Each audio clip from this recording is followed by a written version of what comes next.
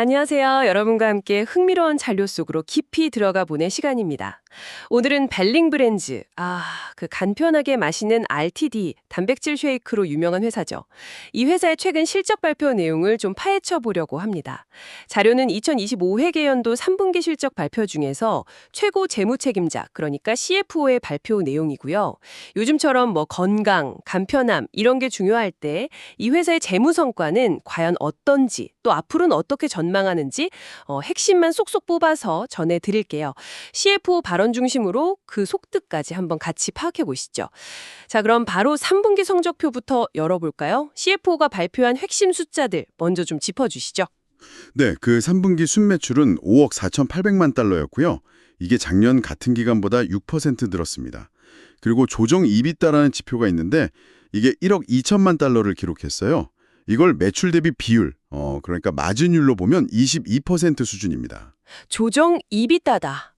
용어가 조금 생소하게 들릴 수도 있을 것 같은데요. 이게 정확히 어떤 의미를 가지는 건가요? 투자자들이 왜 이걸 중요하게 보는지 좀 쉽게 설명해 주실 수 있을까요? 네, 좋은 질문입니다. 조정 EBITDA는 쉽게 말해서 회사가 영업활동으로 실제로 현금을 얼마나 잘 만들어내는지 보여주는 지표라고 보시면 돼요. 이자나 세금, 감가상각비 이런 요인들을 빼고요. 또 좀 특별하거나 이례적인 손익 항목들을 조정한, 그러니까 회사의 핵심적인 이익 창출 능력을 보여주는 거죠. 그래서 투자자들이 그 회사의 본질적인 사업 성과, 이걸 파악할 때 자주 참고합니다. 22% 마진율이면 매출 100원을 올렸을 때 핵심 영업활동으로 22원을 남겼다. 이런 의미로 볼 수 있겠네요. 아하, 그렇군요. 회사의 순수한 사업 실력, 그걸 보여주는 지표다. 네, 감사합니다. 그런데 이 3분기 실적이 회사 예상치를 약간 웃돌았다고 하던데요. 맞습니다. CFO 설명에 따르면요. 예상보다 실적이 조금 더 잘 나온 데는 좀 특별한 이유가 있었어요. 주력 브랜드인 프리미어 프로틴하고 다이마타이즈, 이 브랜드들의 이커머스 채널, 그러니까 온라인 판매 쪽에서 프로모션 물량을 미리 좀 받아간 것. 이걸 업계용어로는 로드인이라고 하는데 이 물량이 예상보다 많았던 영향이 컸다고 합니다. 약간 일시적인 요인이 작용한 거죠. 그렇군요. 단순히 예상보다 더 잘 팔았네. 이게 아니라 그 유통 채널에서의 일시적인 물량 이동이 영향을 줬다는 거네요. 그럼 이게 다음 분기 실적에는 어떤 영향을 줄 수 있을까요? 네, CFO도 이 부분은 4분기에 다시 정상화될 거라고 언급을 했어요. 그러니까 3분기에 미리 땡겨간 물량만큼 4분기 출하량은 상대적으로 좀 줄어들 수 있다. 이런 의미겠죠? 따라서 3분기에 6% 매출 성장을 해석할 때도 이런 배경을 좀 감안해야 하고요. 또 4분기 실적을 전망할 때도 이 부분을 고려해야 합니다. 6% 성장 자체는 견조하지만 그 안을 이렇게 들여다보면 이런 복합적인 요인이 숨어 있다는 거죠. 정말 깊이 들여다봐야 하는 이유네요. 그럼 이제 벨링브랜즈의 간판 브랜드리죠. 프리미어 프로틴하고 다이마타이즈, 이 개별 성적은 어땠는지 좀 더 자세히 살펴보겠습니다. 특히 그 프리미어 프로틴 실적에서 아주 흥미로운 점이 있다고요. 그렇습니다. 프리미어 프로틴 브랜드의 3분기 순매출, 이게 6% 증가했는데요. 물량 증가가 3%, 그리고 가격 인상 효과가 3% 이렇게 기여를 했어요. 유통 채널을 넓히고 프로모션을 진행한 게 성장의 주된 이유였고요. 하지만 이 숫자만 보면 놓치기 쉬운 아주 중요한 포인트가 하나 있습니다. 그게 뭔가요? 궁금한데요? 바로 CFO가 강조한 소비액, 컨섬션 달러 증가율입니다. 실제로 소비자들이 매장에서 프리미어 프로틴 제품을 구매한 금액은 무려 19%나 증가했어요. 그런데 회사가 유통 채널에 판매한 금액, 즉 출하액 기준 성장률은 6%에 그쳤다는 거죠. 19%대 6%. 와, 차이가 정말 크네요. 아니, 소비자들이 이렇게 많이 사는데 왜 회사 매출은 그만큼 안 오른 거죠? 이 차이는 도대체 어디서 오는 건가요? 여러 요인이 좀 복합적으로 작용한 결과인데요. 작년 이맘때는 그 팬데믹 이후에 공급망 문제가 좀 풀리면서 유통업체들이 재고를 많이 쌓아뒀었는데 그 효과가 이제 사라졌고요. 게다가 일부 대형 소매업체들이 재고를 예전보다 좀 짧게 가져가는 추세로 바뀌면서 회사에서 소매점으로 나가는 물량, 즉 출하량 증가세가 약간 주춤했던 합니다. 이런 유통 단계에서의 재고 조정 잡음 때문에 실제 폭발적인 소비자 수요가 약간 가려져 있었던 거죠. 아, 그러니까 창고나 매대 뒤편 사정 때문에 실제 소비자들의 그 뜨거운 반응이 회사 실적 숫자에는 온전히 다 반영되지 못했다. 이런 말씀이시군요.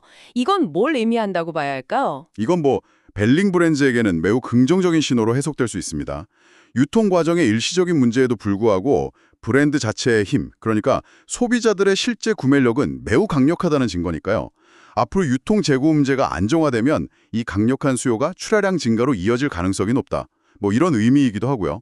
물론 이 수요가 계속 유지될지는 좀 더 지켜봐야겠지만 현재로서는 브랜드 파워가 아주 탄탄하다는 것을 보여주는 중요한 대목입니다. 이야, 정말 흥미로운 분석이네요. 숨겨진 수요를 확인한 셈이군요. 그럼 또 다른 주요 브랜드인 다이마타이즈는 어땠나요? 다이마타이즈는 순매출이 5% 증가했습니다. 주로 해외 시장하고 국내 RTD 쉐이크 판매가 성장을 이끌었고요.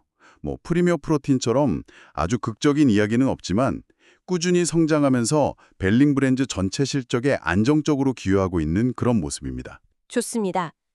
매출 성장세하고 브랜드별 상황을 살펴봤으니 이제 돈을 얼마나 남겼는지, 즉 수익성 얘기를 해볼 차례죠.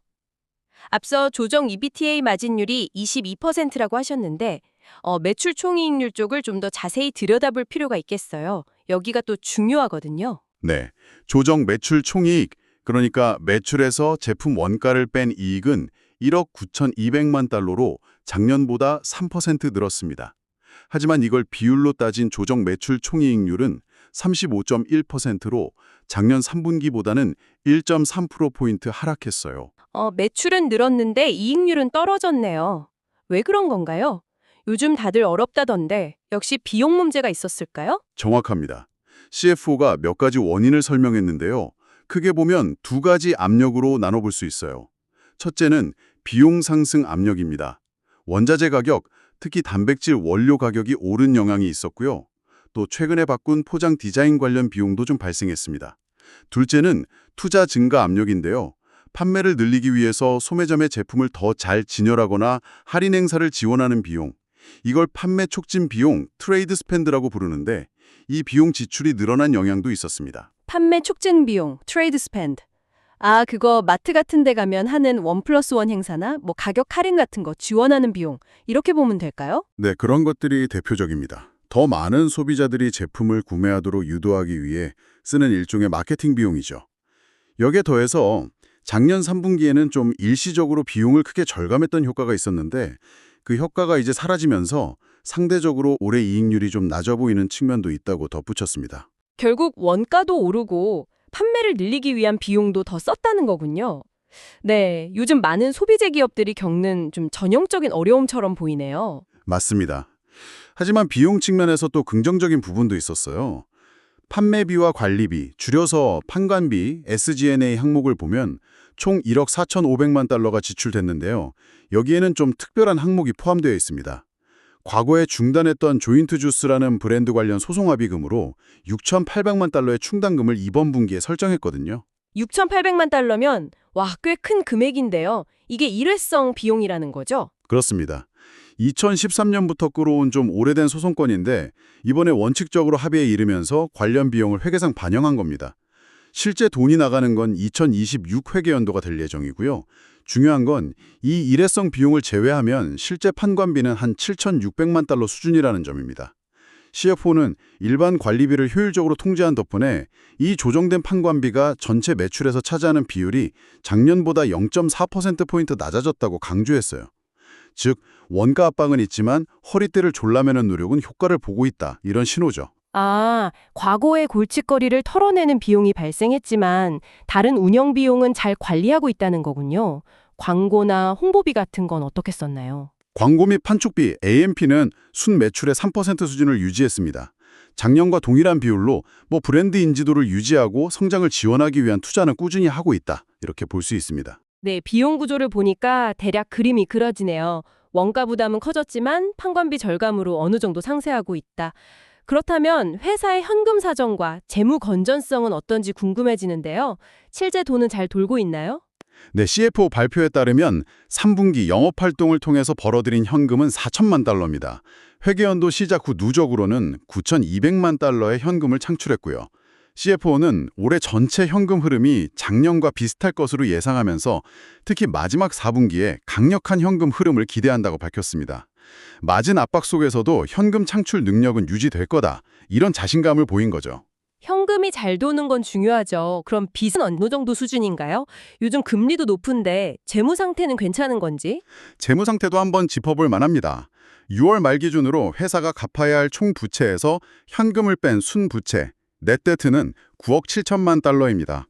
그리고 이 순부채를 앞서 설명드린 조정 이비타로 나눈 값, 즉 순레버리지, 넷레버리지 비율이 2.0배인데요. 아, 레버리지 비율이 2.0배. 이게 높은 건가요? 낮은 건가요? 레버리지는 회사가 빚을 얼마나 활용하고 있는지를 보여주는 지표인데요.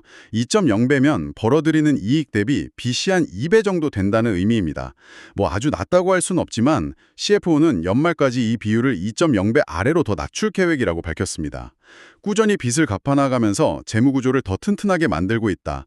이런 긍정적인 신호로 해석할 수 있겠죠. 재무 건전성도 잘 관리하고 있군요. 동시에 자사주 매입, 그러니까 회사가 자기 회사 주식을 사들이는 활동도 꽤 활발하게 하고 있다고요. 네, 그렇습니다. 3분기에만 약 130만 주를 사들였는데 여기에 8,300만 달러 정도로 썼습니다. 주당 평균 65달러가 넘는 가격에 매입한 거죠. 회계연도 전체로는 벌써 380만 주, 전체 발행 주식의 약 3%에 달하는 물량을 사들였습니다. 아직도 승인된 자사주 매입 한도가 거의 2억 달러 가까이 남아있고요. 회사가 자기 주식을 이렇게 사들이는 건 보통 어떤 의미로 받아들여야 할까요? 뭐 여러 해석이 가능하지만 일반적으로 경영진이 우리 회사 주가가 실제 가치보다 세다고 판단하거나 아니면 회사의 미래 성장에 대한 자신감이 있을 때 자사주 매입을 늘리는 경향이 있습니다. 또 시중에 유통되는 주식 수를 줄여서 주당 가치를 높이는 일종의 주주 환원 정책으로도 볼 수 있고요. 벨링브랜드의 경우 재무구조 개선과 함께 자사주 매입을 병행하는 것은 회사의 현재와 미래에 대한 긍정적인 시각을 보여주는 행동이라고 할 수 있겠습니다. 자, 지금까지 3분기 실적과 재무 상태를 자세히 살펴봤는데요. 이제 투자자들이 가장 궁금해할 부분이죠. 앞으로의 전망, 즉 회사가 제시하는 가이던스는 어떤지 살펴보겠습니다. 그래서 이 모든 숫자들을 종합했을 때 벨링브랜드의 남은 한 해는 어떻게 흘러갈 것으로 예상될까요? CFO는 2025 회계연도 전체 실적 전망치를 업데이트했습니다. 흥미로운 점은 예상치의 최저치와 최고치 범위를 이전보다 좁혔다는 건데요.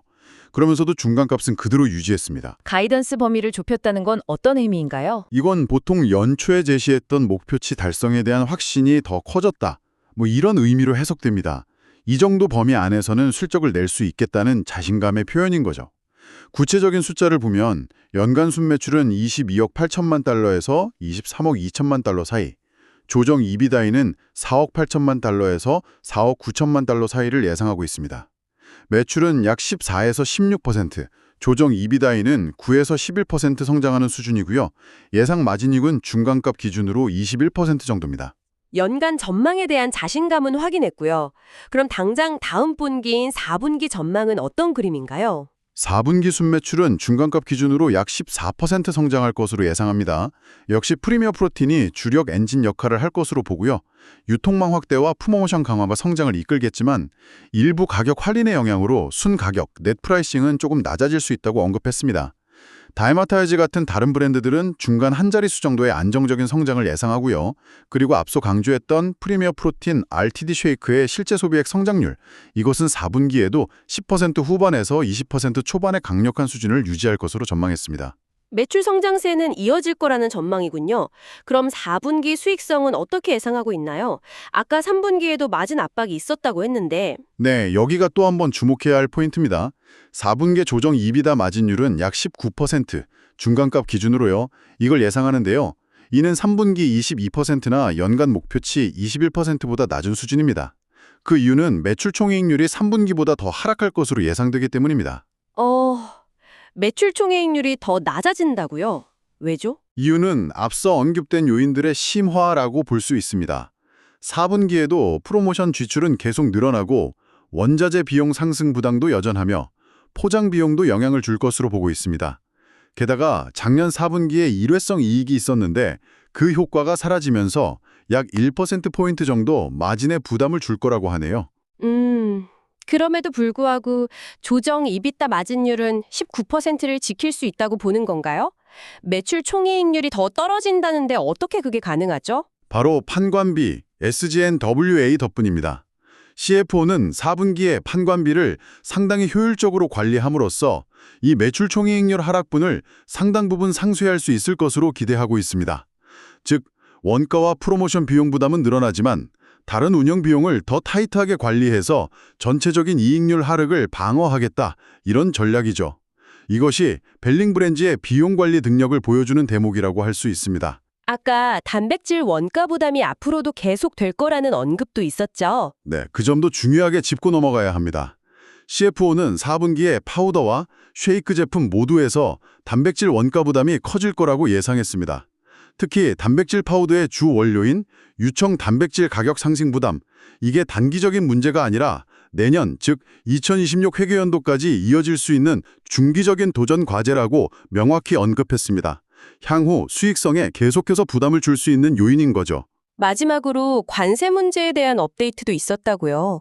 이것도 내년 실적에 영향을 줄 수 있는 건가요? 그렇습니다.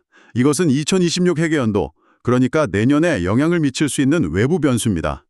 벨링 브랜즈는 뉴질랜드나 유럽연합, EU 등에서 유제품 단백질 원료를 수입하는데 이들 지역에서 수입하는 물품에 대한 미국의 관세 정책 동향을 주시하고 있다고 밝혔습니다. 관세가 오르면 당연히 비용 부담이 커지겠네요. 어느 정도 영향으로 예상하나요?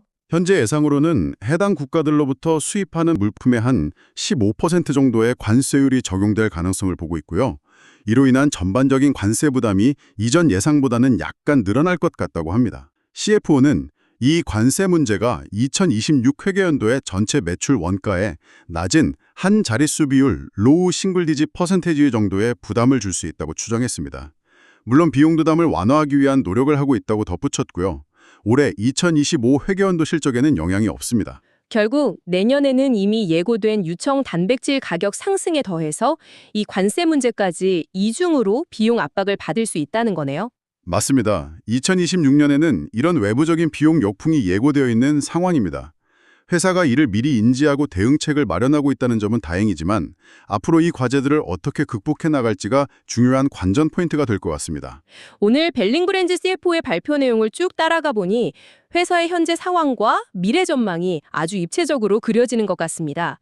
3분기 실적은 표면적인 숫자 이상의 강력한 소비자 수요를 확인시켜줬지만 동시에 인플레이션과 경쟁 심화로 인한 비용 압박이 현실화되고 있다는 점도 명확히 보여졌네요. 네, 요약하자면 강력한 브랜드 파워와 만만치 않은 비용 환경이라는 두 가지 키워드로 정리할 수 있겠습니다. 회사는 견조한 현금 흐름과 개선되는 재무 구조를 바탕으로 남은 회계연도 목표 달성에 자신감을 보이고 있지만 내년까지 이어질 원가 상승과 관세 부담이라는 과제를 안고 있습니다. 결국 앞으로 벨링 브랜즈가 이 강력한 성장세를 유지하면서도 다가오는 비용 압박을 어떻게 슬기롭게 헤쳐나가 수익성을 지켜낼 수 있을지가 핵심 질문이 되겠군요. 특히 2026년에 예고된 여러 도전 과제들 속에서 어떤 전략으로 성장을 이어갈지 지켜보는 것이 흥미로울 것 같습니다. 맞습니다. 소비자들이 열광하는 브랜드를 가졌다는 것은 분명 큰 자산이지만 그것만으로는 충분하지 않은 시대죠. 비용 효율화와 현명한 가격 정책, 그리고 지속적인 혁신이 동반되어야 할 겁니다. 여러분께서는 오늘 살펴본 내용 중에서 벨링 브랜즈의 미래에 가장 중요하다고 생각되는 변수가 무엇이라고 보시나요? 한번 생각해 보시는 것도 좋겠습니다. 오늘 저희와 함께 벨링 브랜즈의 실적 발표 속 숨겨진 이야기들을 파헤쳐주셔서 감사합니다. 다음에도 여러분의 지적 호기심을 채워드릴 흥미로운 자료로 다시 찾아뵙겠습니다.